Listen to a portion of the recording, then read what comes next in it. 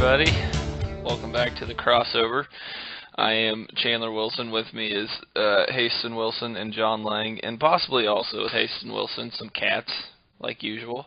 We're glad you're with us, guys. How you doing this morning? Oh, Fantastic. Yep, doing good. I think I'm getting a pimple underneath my nose. I can feel it coming on. It's always painful. Other than that, though, can't complain. All right. Wow. Getting personal real quick. It is 5:46 in the morning on Friday, June 8th, as we record this. I don't have a trivia question. I hope one of you do, though. I don't have. It's not a trivia question per se, but I do have a philosophical debate question, which I think is fun. even better. Yeah. So, the question for you guys. Okay, in the Def Leppard song "Rock of Ages," they make the claim that it's better to burn out than fade away. Do you guys think that this is true in the world of professional sports? Ooh. So I think to start, we should think of a solid example of burning out and a solid example of fading away. I think a good fading away is Albert Pujols. That's who I think of. Yeah. He's just kind of coasting into the sunset. Right. Is a burnout like Derrick Rose, even though his career didn't last very long? Yeah, so. he's a pretty good example of a burnout. That's a good burnout. I mean, I guess it just depends where your career's at. Like, if you reach the top, then I think it's okay for you to fade away. But if you want to be like one-hit wonder like Tim Tebow or Jeremy Lin or something, like, that's kind of what I was thinking. An example of a burnout would be Jeremy Lin, but now he's kind of a fade away because he's done a few other things. He's still there. He's still there, right? So I don't know. I think some people, their peak is burning out. You know what I mean? Like, they reach the absolute top of their game, and then they just fall off the face of the earth. Right, yeah. Yeah, that's an interesting debate. I like that. I'd rather fade away if it means that, like Albert Pujols, for example, in his fading away, he's reaching all these career milestones. But Derrick Rose will always have that. Well, if he hadn't had that first of 18 knee injuries, what could have been? Right. My, I think that my answer to this, because I obviously came up with this, so I had some time to give it some thought, but I'm pretty sure that for the money, I would rather fade away. For the fame, I'd rather burn out. Yeah. Bo Jackson, burnout. That's just a shame. I mean, we could talk about Bo Jackson all day, but he would have. I think it's plausible to say he would have been Hall of Fame in two sports. Oh yeah. Which is just mind-boggling. R.I.P. Bo Jackson. Hey, so you want to hit us with the scripture of the day? Our scripture of the day, brought to you by the Richmond United Methodist Church. Open hearts, open minds, open doors, comes to us from Romans chapter 12, verses 14 through 21. Sorry about the noise in the background. My dog and I are playing fetch, and I'm sure that it's going to annoy my wife who's asleep. Verse 14 says, "Bless those who persecute you, bless and do not curse. Rejoice with those who rejoice, weep with those who weep. Be in agreement with one another. Do not be proud, instead associate with the humble. Do not be wise in your own estimation. Do not repay anyone evil for evil. Try to do what is honorable in everyone's eyes. If possible, on your part, live at peace with everyone.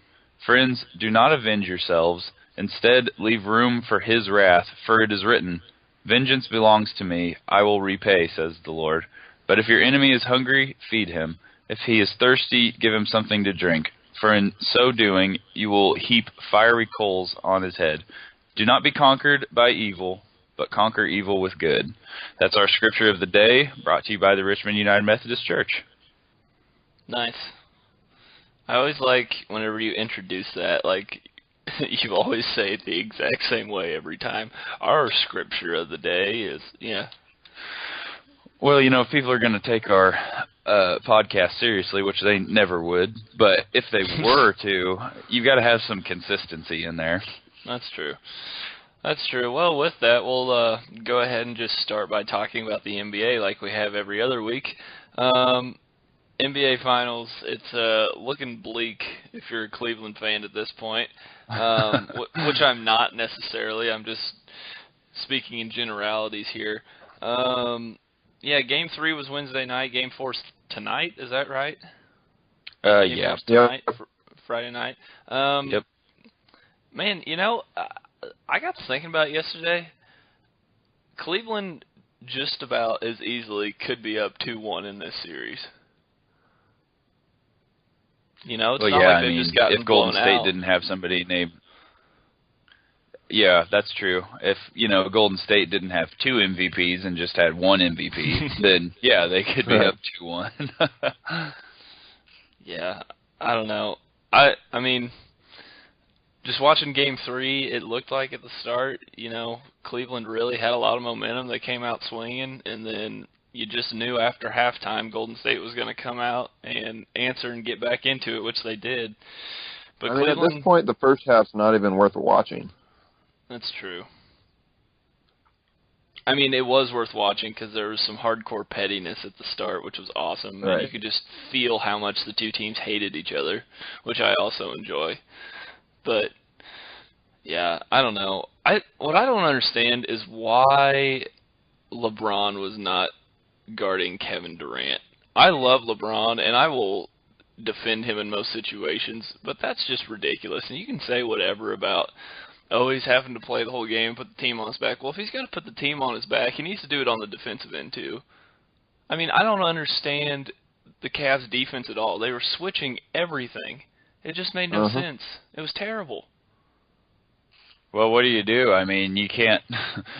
Steph Curry's one of the best off-the-ball screeners in the league, which is a weird thing to say, but he really is, and it opens up their offense. So if you don't switch it, I mean, Draymond's a good screen setter, so Clay's a pretty good screen setter. I mean, and if Kevin Durant sets a screen, he's got those lanky arms, so, I mean, he's going to take up a lot of room, move around to get open shots. I mean, so you would say try to stick with your man in those situations, or would you switch on every screen? Right. I don't know. There was just, but like, I just remember that play, the three that everybody was talking about that KD had from like 3 foot behind the 3-point line, and on that play, LeBron switched off of him after a screen that was so soft anybody could have gotten around it. Like, I agree with what you say about the cut. What was that, John? It was almost just a cut. It was barely even a screen. I was thinking the same thing. Yeah, I don't know. Like, if you're LeBron James, I don't know how you... I mean, and I guess if that's what they're doing, you obviously can't switch it up, but I don't know. It just seemed very odd to me. No, you're totally right about that specific play. And then there was the play there at the end, Steph Curry's only 3 of the game, That play was started by Iguodala getting that strip from behind. They pushed the ball in transition. And I think wasn't it Clay that went to the corner there, and then there was a communication breakdown between, I think, J.R. Smith and Rodney Hood, and they weren't talking, and they both started to inch toward the corner, and then that gave Steph the space that he needed. They couldn't figure out if they were going to switch it or not, and they weren't talking, and then it just looked like a bumbled defensive play. Yeah. We've seen that a ton, which, I mean, the media's been making a big deal out of that defensively, but, the Warriors are just hard to defend. So, that's part of it, but also, their communication's been bad, I think, on the defensive end. You've got to play a perfect defensive game to give yourself a chance against the Warriors. Right. Let me pose a question to you guys. Is Ty Lue a good coach? I'll leave it at that. I think he's a mediocre NBA coach. He's not a bad coach. He's not overly exceptional. He's middle of the pack. I think he's good at managing, personalities and tough situations. But as far as just a straight-up basketball coach, I think that he there's several times throughout his career he could have done more from just an X's and O's execution standpoint that he hasn't been able to get done, and we've seen that a lot in these playoffs. Just kind of mishaps on their part.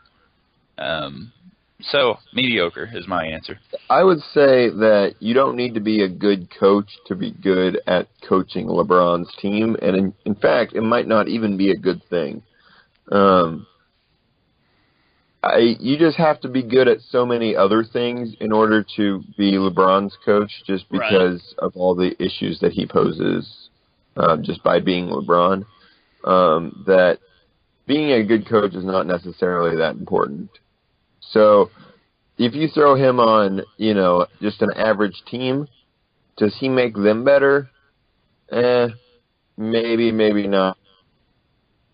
Just depending on who they have right now. I agree. He's an average coach. But, I think he's a good fit for the Cavs. Yeah, I would agree with that. It would be a very hard job coaching LeBron. I just thought about this. Here's a little piece of reckless speculation for you. The Cavs will fire Ty Lue and LeBron will become player coach.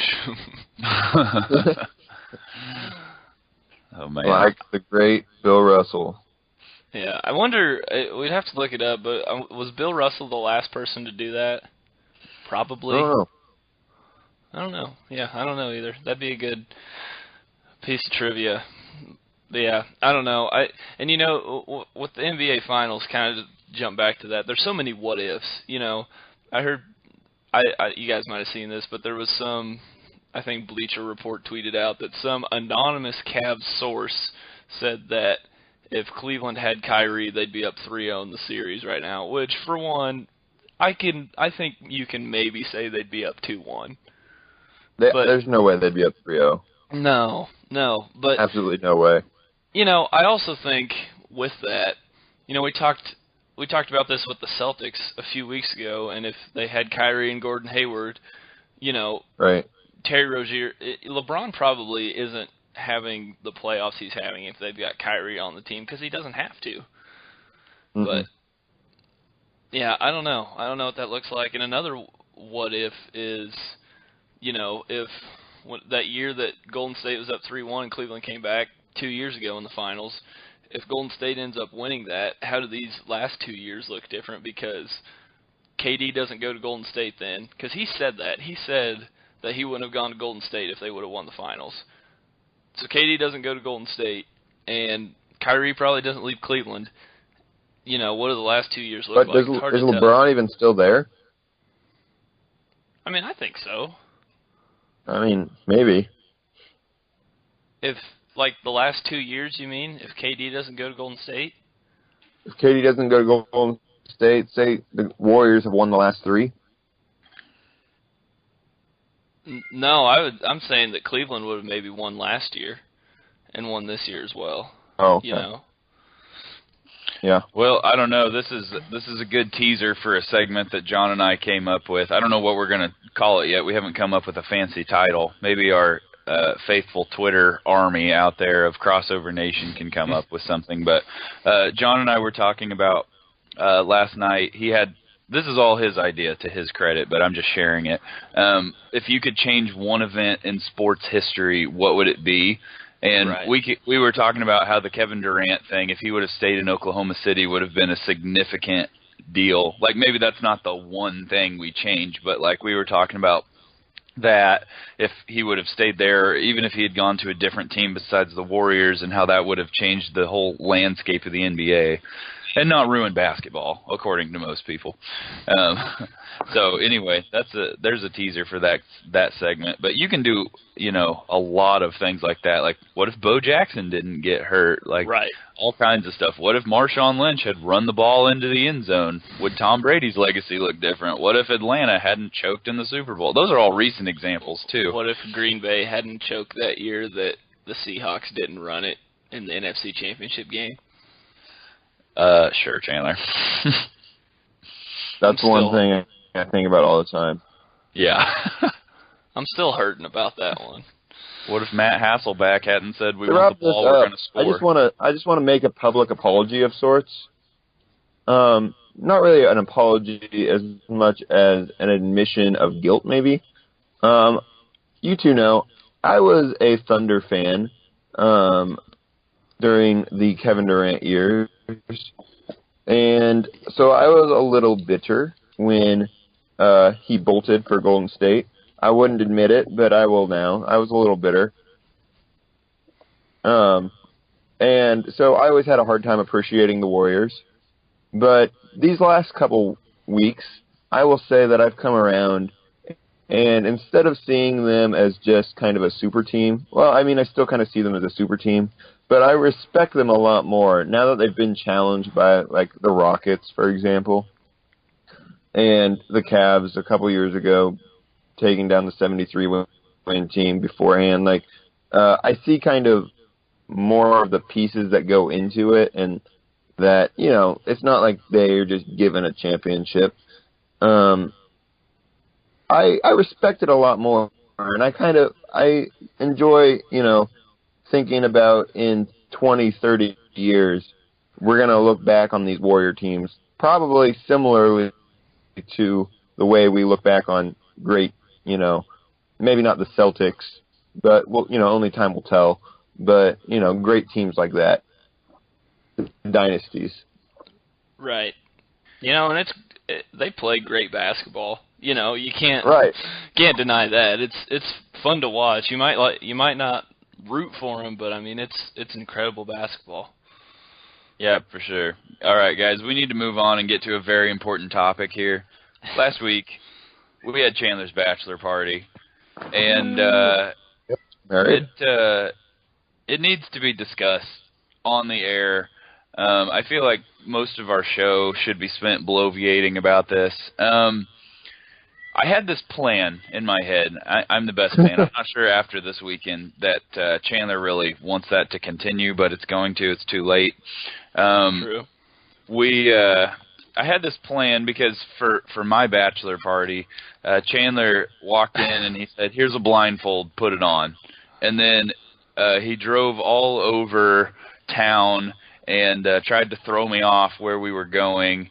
And then we went through a Citizens Bank and Trust parking lot, and there's a telltale bump in that parking lot, and I knew exactly where we were, and so he didn't really throw me off that well. And so anyway, unnecessary detail. Right. I just wanted to brag about how good I am at figuring out where I am with a blindfold on.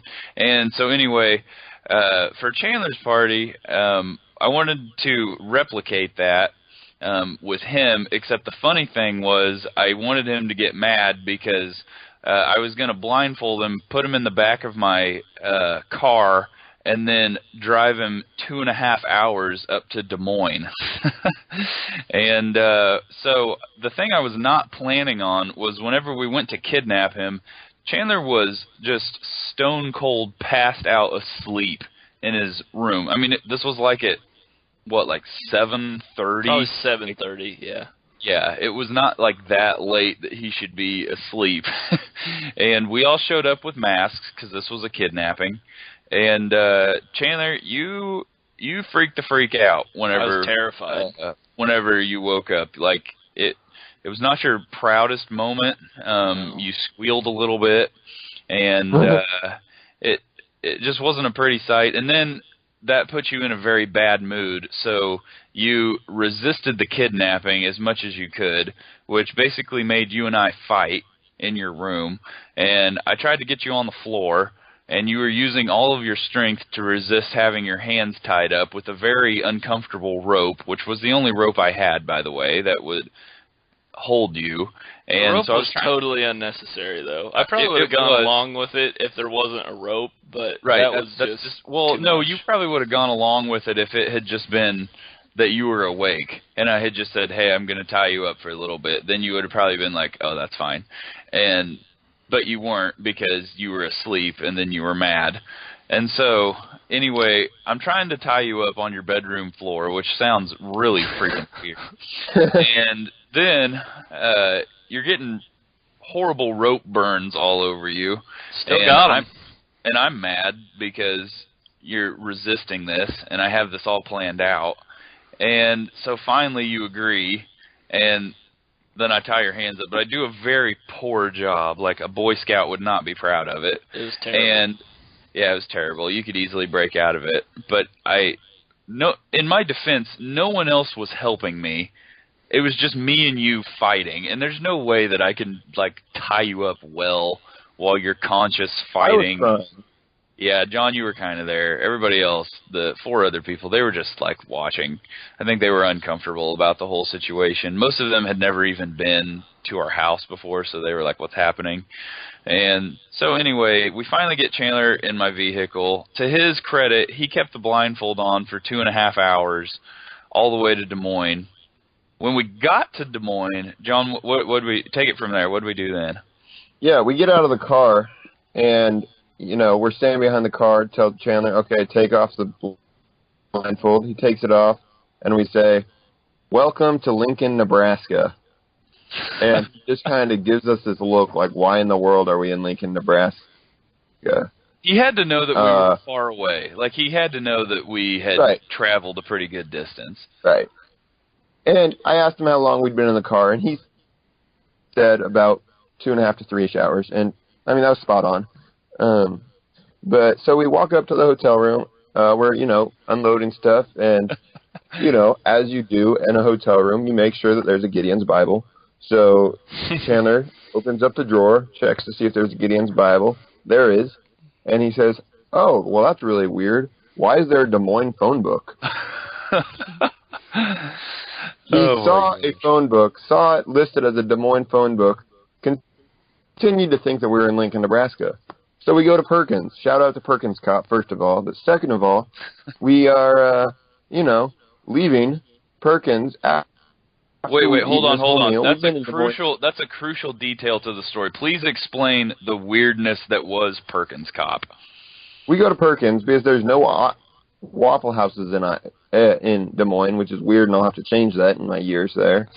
But we go to Perkins, and we walk in, and there's just this cop staring at us, like, behind the cash register. Yeah, like in front, behind all the pastries. Obviously, we all just... What? Yeah, like he's standing there behind the pastry counter, just like staring at us when we walk in, and there's no hostess or anything. It's just a cop. It was like he was employed there. Right, yeah, like they keep a policeman on their staff full time just to prevent people from stealing things out of the pastry cabinet. That was what I moved in the hour we were there. Not a muscle. Yeah. No, not at all. It was so weird. So we're leaving, and Chandler finally goes, "Guys, are we really in Lincoln, Nebraska?" And so I just, say, "Well, what do you think?" And he goes, "Well, Perkins Cop has a Des Moines Police Department patch on his shoulder, so I'm starting to think we're in Des Moines." And we all just bust out laughing. Okay, can I jump in here? I gotta say, like, does anybody else think that this is just a weird joke to play on somebody? Like, "Oh, we got you. We're actually in one mid-sized regional city instead of the other smaller mid-sized regional city. Gotcha." Like, that's just such a dumb... it's weird. Like, it's fine. I'm not like mad about it. I just don't understand why you guys felt so compelled to make me think I was in Lincoln. Here's the real question to our listeners. Does anyone who actually knows Chandler think that he does not deserve to have as many, even bad pranks pulled on him as possible? We got to bring him back down to earth. Yeah, that can be one of our Twitter polls for the week. Yeah, there we go. So, other than that, we pretty much just did normal, things. We went to an Arena League football game and played some mini golf. Adult stuff that you do on a bachelor party, like mini golf. Which I beat Chandler at, and just would like to point out. You actually didn't. Well, the first one, and that's the one that really counts. I don't think you... Did you beat me in the first one? Yeah, I did. All right, well, whatever. I got third. You got for fourth. what it's worth, yeah, we played twice. We played 36 holes of mini golf in a day. And it's a big workout. For what it's worth, I added up the score totals between the two games, and I beat both of you for the tour. So. Did you? Wow. See, this is what I'm talking about. This is why Chandler needs pranks pulled on him. Yeah, well, I needed to know. Oh, my Well, gosh. Dane won the cup, and that's what really matters. That's true. He did. He beat me by 3 strokes. All right, folks. Now we've got our NASCAR correspondent on the phone with us. We've got Farmer Chic Stevens, our local NASCAR resident, and we're excited to have him. Chic, how you doing this morning? Oh, we're doing great today. So it's good. Happy to hear it. So, yeah, Chic, you're our NASCAR guy. Why don't you just update us on what's happening in NASCAR right now? I mean, is it just update you on what's going? Is it even in season right now? I don't even know what's going on. Well, right now we're probably about 12 races in or so, and we're going to Michigan this week, and it's 2-mile track. Everybody's, I think, excited. If everybody's never been to a race, they need to come out and at least enjoy one of them.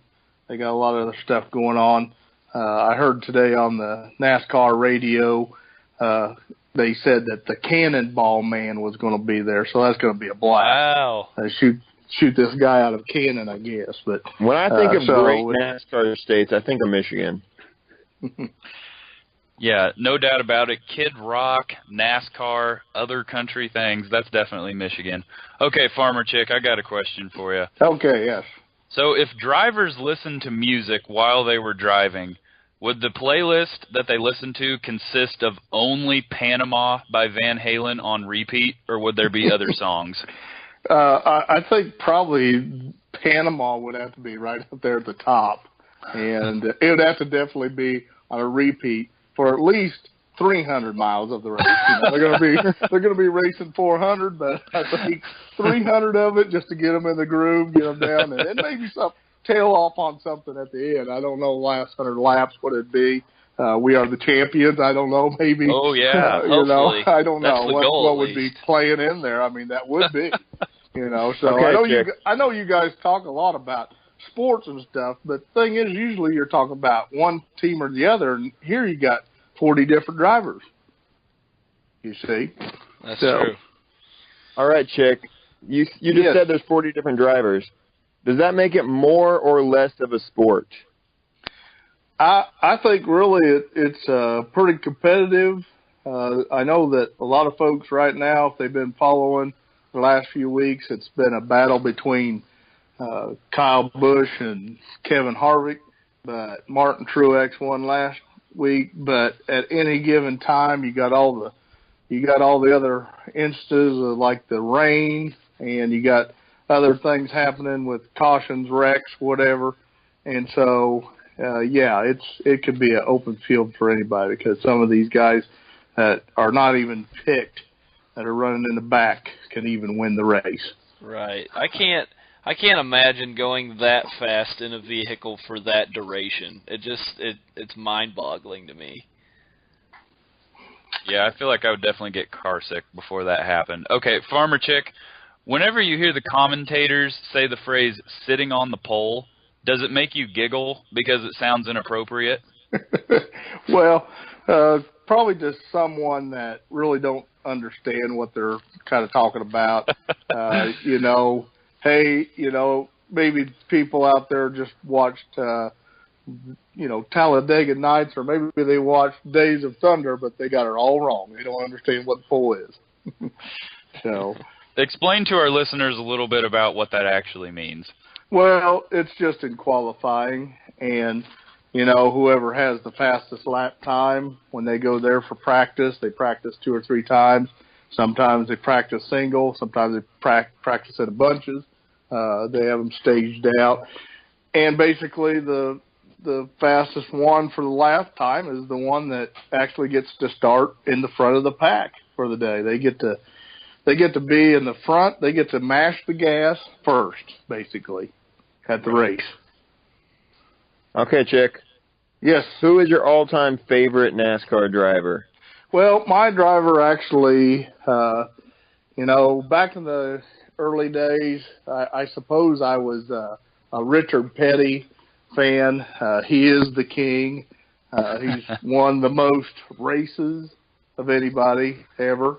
And I suppose he was probably one of my favorites that I like to watch. And of course, recent years here, whenever I got involved within the last 20 years, it's been Carl Edwards. But of course, he's now retired, and so I'm kind of in the blue. I don't really know who to swing for here on this, but I like the underdogs. Always. So, what do you make of Danica Patrick's retirement? Well, she it was great that she could come out to even be in the sport. I mean, she started out, I guess, maybe small-time dirt racing, worked her way up to the Indy cars. She did real well there.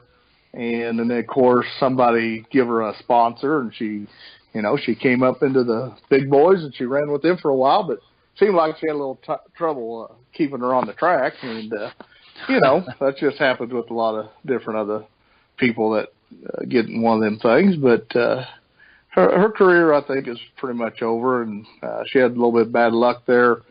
A couple of weeks ago, she was at the Indy, and, of course, she crashed out her Indy car. So, basically, she ended on a crash at the NASCAR, and she ended in a crash in the Indy. So I think, wow, what a season of her whole life. I see. So follow-up question to that. She never won a race, but she, led some laps and was the first ever female to do that. Is that right? Oh, yeah. Yeah, I think there's a few races she did. And I suppose it's she was good enough there to run sometimes. I don't know if she actually sat on the pole one time at any race any time, but she probably could race all right in no traffic. But, you put 40 other cars out there, it's a little different story going 200. Mm-hmm. I bet. Yeah, so Chic, say somebody's wanting to be someone is a aspiring NASCAR driver. Are the go-kart tracks in Branson, Missouri a good place to start getting that experience? Because to me, that seems like the big time. Oh, I've never actually experienced it myself, but I imagine any go-kart track, any small-time track that you would go to do something like that. Yeah, you got to. Them guys all pretty much have dirt track background. It's kind of interesting. Kyle Larson he's won at Michigan the last 3 years, and at that track, and now they're going back there again. But this kid this week, in the middle of the week, he flew off somewhere else. He was somewhere else in the United States racing dirt track cars, and so that's kind of cool for him. That's cool. So he kind of is a pretty, but he's a young guy, so, them guys can fly all over and get no sleep and then come back and race on Saturday, Sunday. Don't bother them a bit. Oh my gosh. Most of my experience comes from the Wii Mario Kart. Yeah. Okay, Chic. So we talk a lot about, coaches and coaching on other sports, but being a NASCAR, a crew chief, is there anything easier than doing that in, of the major sports? Any easier coaching job? Well, I guess I'll just give you an example. I was listening yesterday a little bit to one of the crew chiefs for Jimmy Johnson, and that guy has won a lot of championships, I think 7, I believe, and Chad Knaus, I believe is his name. And, of course, he's a young fella. He loves doing what he does. But the thing is, them guys, they got to go through all the numbers. And, of course, it's a lot different now because all the computer stuff has come into play. I mean, back in the day, you might have had a guy that maybe could work on his car and then plus drive it. But a lot of times they can't do that. And of course, the crew chief guy, he's got to know all this stuff. It's really tough. I mean, they spend hours upon hours upon hours, just like any other coach would, preparing for a race day with all the different factors, I would say. That's interesting. Okay, so is it true that if you ain't first, you're last, like Ricky Bobby says on Talladega Nights? Well, if you're not first, you're last. I don't know. What do you get for second? Well, in NASCAR now, they got a point system, so you might run second all year long, but then you get a chance at that last 10 races. They call it the chase, and anybody that gets eligible for that chase, that last 16 drivers, I believe it is, then they count them down from 10 races down, and anybody could win the championship. And of course, NASCAR's a little bit different than all the other sports. They kick off the Daytona 500. That's the Super Bowl, first race of the year, and then of course they race all the way through the year. And then at the end of the year, it really isn't the Super Bowl. It's just who's going to win the championship. That's your last race. So that's kind of how they play that out anyway. Right. Yeah, I've always kind of found that interesting about Daytona, and it's in February, right? Isn't Daytona usually in February? Yeah, usually it's around February 20th, right. 18th, somewhere. It is the 18th this year. Yep. So, Chick, I can tell that you love NASCAR, so if somebody really had no prior interest in it, what would you say to them to get them into watching a race? Well, I guess probably the Daytona 500 would probably be the best one to start out with because, like I said, it is the Super Bowl of NASCAR. You've got some of your other bigger tracks. I know there's a lot of excitement at Talladega race, which is just a few races after the season starts there.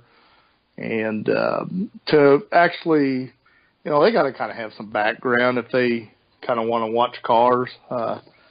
Myself, I just kind of started watching it when I was a kid, and what kid don't want to see a fast car and see somebody driving and banging them up? Not as much anymore now. You see some bad crashes, and it's like the coolest thing you ever seen, but some of them were really bad, but you kind of get excited on that. And then, it just takes a little bit to understand what all is happening, all the language that these guys are talking, and of course, announcers try to explain it the best they can as they go.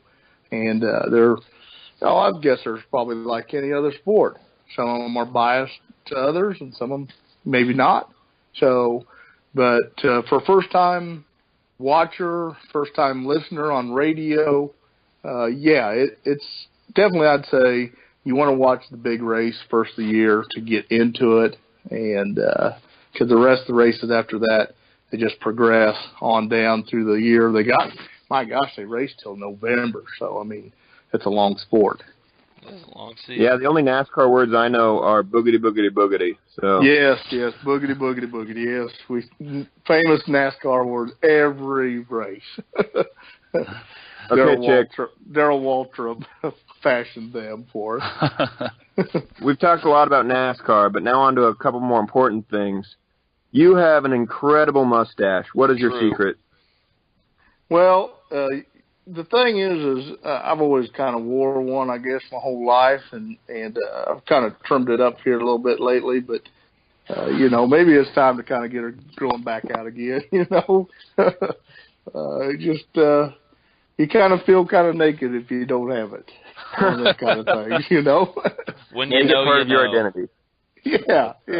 And I think all them race car drivers always had good mustaches. Look at old Dale Senior. We couldn't have a better mustache than that for a race car driver. And then look at the King. Petty. He's always got a great big old mustache on him too. So right. So, we've asked about your tips for a successful mustache. You have one of the greatest Snapchat profiles that I have ever seen. What are your secrets to a successful Snapchat? Well, you gotta find out these right moments at right time to see a moment to seize that somebody else is not going to take a snap of, and it's everyday living. whether it be a sunset, whether it be something that everyday people in the world, they're at a computer desk, wherever they're at, but they might, I might take a snap of a bird. I might take a snap of who knows what it's going to be. It's just going to be trying to catch them action shots. And, that's the success in it, really, is just to find something unique and sometimes unique. And you got to give a little bit of commentary with it, just to kind of, tell people what's going on. And, I think that's good. I think people enjoy it. I think they enjoy it. If you are interested, if you are a listener out there and you are interested in adding Farmer Chick on your Snapchat, his Snapchat name is all lowercase Chick Stevens, ChicStevens. His Snapchats are amazing. You will not regret it. And like he said, it's just everyday living stuff that you'll miss out on that he will help you to appreciate. Farmer Chick, our NASCAR correspondent, thank you for being on the crossover with us. Oh, great. Great to be with you guys. And we maybe talk later. As the season goes on, we'll have some more updates, see what's going on. Yes, we'll have to do it again for sure. Definitely. Sounds good. Thanks, Chick. All righty. Go fast. God bless. See ya. Yeah, bye. All right. Well, thanks again, Farmer Chick. That was good stuff. Fellas, now we're going to get to a segment called Mount Rushmore. What Mount Rushmore is, it's what you would think. We pick a topic, and then pick the 4 best things from that topic. So today we're doing greatest Missouri-born NBA players. The Mount Rushmore of greatest Missouri-born NBA players. And, I think I'll get us started, if that's all right with you guys. Go for it. So, my Mount Rushmore, in no particular order. I got to go with Otto Porter, Marcus Denman, Bradley Beal. Marcus Denman, Bradley Beal, and myself. So that's my Mount Rushmore of greatest Missouri-born NBA players. And would you respect the game, please? And the reason I'm picking those 4 is because I am just grossly unprepared for this. So nice. Those were like the first 4 I came up with off the top of my head. And honorable mention, Ben Hansborough. Tyler Hansborough's older brother. Very nice. Yeah. I thought he's younger. I don't know. It doesn't matter, does it? It doesn't really matter. No. All right, Hasten, go ahead. What you got? I know you worked hard on this. Well, of course I did. My first number 1 pick, my George Washington, that's got to be JoJo White. Hall of Famer for the Celtics, 12 years in the NBA, multiple champion, great player. He's best known for the guy who stepped on the out-of-bounds line before making the buzzer beater in Glory Road in the Final Four game against Texas. That's true. That is what he is best known for. Yep. White. Second pick, got to be Bill Bradley, 10-year player for the Knicks, also a Hall of Famer. I think he was part of their championship squad as well. Bill Bradley, they call him the mayor. He's been, I think, a state senator or a governor from New Jersey. He's just a successful dude. He's got an insane memory. He's crazy. This might be a little bit of a surprise pick, but I'm going to go with Larry Hughes. You might remember him from some of those early LeBron Cavaliers teams. But the thing is, if you only remember him from that, you're going to be scratching your head because he really didn't have a great career in Cleveland. I mean, it was okay, it was average, but LeBron, somebody had to be the beneficiary of having LeBron there, and he was kind of it, but he didn't really have his greatest career years there. But before that, there was a time when he was averaging 17 points a game and like 4 steals a game, and he was all NBA defensive first team. And he was really balling out there for several years. So he actually had a pretty darn solid NBA career before he got to Cleveland, and then was just kind of a little bit above average in Cleveland. And then, I don't know, for my last pick, I think I'm gonna give it to Otto Porter. I thought about David Lee, but I think that Otto Porter's already done enough to put himself ahead of David Lee. David Lee, no disrespect, 12-year guy, obviously had some big years, but then kind of got hurt and fell off a little bit. Otto Porter still just seems to be getting better. So there's my picks. Wait. So Yeah, I'll go next. Hold on. You're going to tell me that you're putting Larry Hughes above Bradley Beal? Yes. Yes, I am. Whatever. I think that Bradley Beal will wind up surpassing him. If say Bradley Beal retired tomorrow, I don't know that he would be past him. I think Otto Porter's already done enough to get past him. Bradley Beal is close. All right, John, go ahead. I will tell you that this debate you're having is largely irrelevant based on what I'm about to tell you. Haston told me his Mount Haston told me his Mount Rushmore a couple weeks ago, and so obviously I had to go do some extensive research in order to prove how wrong he was. Right. And I have to tell you, folks, I succeeded. Haston has a glaring oversight in his Mount Rushmore. I'll start out with, I've got two just game changers, but I'm going to start out with my other two. I'm going to throw David Lee and then Tyler Hansbrough out there. Just shout out to Tyler Hansbrough. Okay, you've already lost credibility with the Tyler Hansbrough pick. Oh, just wait. Number 3 and number 4. Business Mount Rushmore, there don't need to be rankings.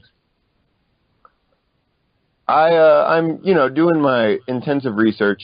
I find out that I wouldn't say two of the greatest, but probably the two most recognizable and noteworthy women's basketball players ever for people of our age are from Missouri. Is that Candace right? Parker and Maya Moore. Wow. Really? They have to be on there. I mean... Yep, I think you're probably right. Sorry, Larry Hughes, you're gone. In Haston's defense, we did say greatest Missouri-born NBA players. Right. Well, you said you. And also WNBA, hello? Well, they can't ever claim that we didn't care about the WNBA. So, there you have it, folks. That's the Mount Rushmore of greatest Missouri-born NBA players. If you disagree, we'd love to hear from you. We're going to go ahead and get to over-unders here. We'll start with a little bit of golf. Tiger Woods, rest of his career, is he going to have over or under 0.5 major wins? What do you guys think? Under. Do you have any reason for that? He doesn't There's need something one. about his face. All right. Well, fair enough. This was actually a over-under that was suggested to us by a listener. I know nothing about golf, really. I'm terrible at golf, but I like to play it. I like to watch it whenever I'm trying to fall asleep on the couch because it's very soothing. So I know just a little bit about how Tiger's been playing lately, and it's been good at times, but he has not been able to put together like a full tournament yet. But I think that he's going to get there. And I don't know that we'll ever see like historically dominant Tiger again, but I do think that one of these days he's going to surprise somebody and he's actually going to win one. So I'm going to go over. I don't think that he wins maybe more than one more. Like I don't think it's going to be a ton, but I think that he does win on a major stage before he hangs it up. He's not that old yet. I'm going to take the under. I don't think his body is in very good shape. I don't think he's in good enough health to play golf that much longer. And I know that's kind of sad, but I just don't think he's got a whole lot of golf left. All right, LeBron James's games left as a Cavalier. The line is 0.5. Over under. What do you guys think? I struggle with this. There's Go several things factoring into this. One, is there going to be a Game 5? Because if so, then it's, over. But also, is LeBron going to leave Cleveland if they get swept? So, those are the two factors you're working with here. Yep. I am going to say over, because I think regardless of what happens, I think LeBron, towards the end of his career, he's going to pull a Kevin Garnett, and he'll go back to the Cavaliers just to retire as a member of the Cavaliers, even if he leaves, which he might not do. And there might be a Game 5. So I'm going to say over. There's several reasons, I think, to give the over on this one. Yeah, this is something I've thought a lot about. I think they're going to get swept tonight. I got Golden State in 4. And, I have no idea where he'll go, but I have a feeling it won't be to Cleveland. So I'm going to take the under. Yeah, I'm going to take the over. I think that Golden State will win tonight, but I would not be surprised if Cleveland got one in. That being said, I don't think he's going to leave Cleveland. I think he's going to take over as general manager and owner of the team and just say, this is what we're doing this off season. But I could be wrong. I don't know. I just have a gut feeling he's not going to leave, but, I could very well be wrong about that. So I'm going to take the over there. Okay, fellas, MLB draft was this last week. Royals top 5 draft. John's excited about the MLB draft, all 40,000 rounds of it. So we got to ask Royals top 5 draft picks to reach the majors. The line is 2.5, and I can say with absolute confidence that Hayes and I have no knowledge to be able to make this pick. So I'm just going to take the under because just probability-wise, it doesn't seem that likely that 3 out of the top 5 draft picks would reach the majors because I doubt that happens very often. But I have no idea. I'm taking the over. I'm an eternal optimist, and Royals had a great draft this year. I don't know that, but I'm just saying it. I was going to say, do you know that? No, nothing to base that on at all.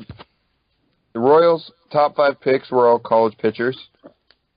So that means that, they kind of already know what they're getting. Hopefully they can project it a little bit more, but for the most part, they kind of have an idea of what they're going to be getting out of these, 21, 22-year-old guys that they're drafting. And, 3 of the top 5 have just reached the majors. I'm going to take the over. They might not all be studs, but I think they'll get a cup of coffee at least. So, over. I don't know how the expression applies, but we'll just roll with it. Should we end whenever we give the over? Should we just start saying over, like we're talking on walkie-talkies or something like that? No. No. Okay. No. All right. Wow. This has been a great show. If you're still listening, Crossover Nation, we're sorry because this week has just been total garbage. We'll do better next time, we promise. Because no, we won't. We can't promise that. No, we won't. But we're glad you're here nonetheless. We're about done, so just bear with us. We got a good one for you. So the NBA Finals have obviously been the top NBA storyline, but honestly a close second has been this whole Brian Colangelo cluster out in Philadelphia with him or his wife or somebody having burner accounts to make fun of the people playing for his team. So the question is, how many burner accounts do we have to defend the crossover on Twitter? The line is 7.5. What do you guys think? It's going to take a lot to, especially after this show, it's going to take a lot to defend us. So I'm going to have to take the over. We're going to need at least 8 accounts firing on all cylinders to defend the crossover against all the trolls. Chandler, you want to go? Yeah, boy, let's see. I'm just trying to do some simple math here. We've got 46 Twitter followers. They're all going to hate us after this. Probably only 3 of them are listening to the show right now. I'm going to take the under. I think we're only going to need 4 or 5, just because I think there's going to be less than 4 or 5 people that even listen to the show this week. So I think we're going to be okay, but we're definitely going to need a few burner accounts to really pump us back up on social media. Yep. Yeah, I'm actually also going to go with the under, not because we're doing so well that we don't need to be defended, but more because I think people are just unaware that we are still doing this thing. Right.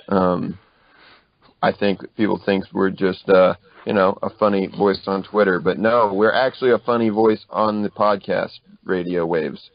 So, also, I haven't been able to sell my shout-out again for the second consecutive week, so I'm not that high on Crossover Nation right now. There's my shout-out. Well, I guess that was our seamless transition into shout-outs for the week. We have a few true fans out there. Bruce Lang is one of them. The Ottman brothers are two of them. We've got another big one over in Gentry County. I got to give my shout out to Corey Luke out of Stanberry. He's always out here liking our tweets, in these streets liking tweets, and I really appreciate the support that guy gives. So Corey Luke, you're my shout out this week. Yeah, we got to get T-shirts made just literally so Corey Luke can get a T-shirt. Yeah. I mean, he will advertise and wave the flag for Crossover Nation. He is a general in our nation's army, for sure. Absolutely. I've got to give my shout-out to May Sanders. I don't think that she's going to listen to this podcast. Nope. She's from Mound City, and you guys had no idea why, but she is on a mission trip, like an evangelism mission trip in Vietnam right now, and it's illegal to preach about Christianity in Vietnam, and they were interrogated by the Vietnam police like 2 days ago, and they thought that they were going to have to go to jail, and it was like a very serious deal. Like May very well, who was like 21 or something like that, 20. could have been in Vietnam prison this week, and I don't know how they got out of it, but somehow they got out of this situation. But I think they're still there, and I don't think that they can leave. So it's still kind of a serious deal. But yeah, I wanted to give my shout out to her because that's an incredibly brave thing to do, in my opinion. Yeah, that's awesome. Yeah, for sure. An issue is there. I don't really know any updates other than her Snapchat story, which was her and some other people in a hotel room, and they seemed to be in good spirits. So I think that's probably a good sign. But I honestly had no idea about any of the stuff you just said. So, but yeah, that's awesome. Way to go, May. All right. Well, so John's just not going to give a shout out because nobody asked for I it. am boycotting the shout outs until somebody requests the shout out from me. I can just see John. He's just sitting with his arms folded, just fuming because nobody needs John's shout out. Recognize me as a co-host. All right. Well, we're just gonna end this terrible show with a terrible ending. Thanks for listening. We're sorry that it was so rough this week. Special thanks to Farmer Chris Chick Stevens for being on. That was really the only true delight of the show today. Yeah, that was a highlight for sure. I felt like every week up to this point we had just been getting better, and this week we were just awful. Falling off the wagon. This is how it begins to unravel. The whole thing. Yeah. We're on that track. It's all right. It's better to burn out than fade away. So let's just burn out. Yeah, it's a good way to bring it full circle. Yeah. So, well, I guess we'll wrap it up. Wow. Thanks for joining us, Crossover Nation, and we'll see you next time on the Crossover.